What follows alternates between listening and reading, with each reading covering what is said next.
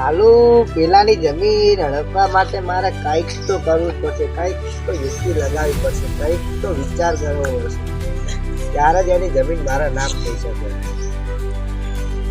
એના મેં દસ્તાવેજનું તો કીધું છે અને દસ્તાવેજ પ્રમાણે એનાથી હું એની જમીન મારા નામ તો કરાવી શકીશ, પણ પછી ત્યાં બે બિલ્ડિંગો પણ બની શકે. એનું ખેતર તો એટલું મોટું છે ને કે ત્યાં બે બિલ્ડિંગો બની જશે અને બિલ્ડરો પાસેથી મને બહુ જ પૈસા મળી શકે છે.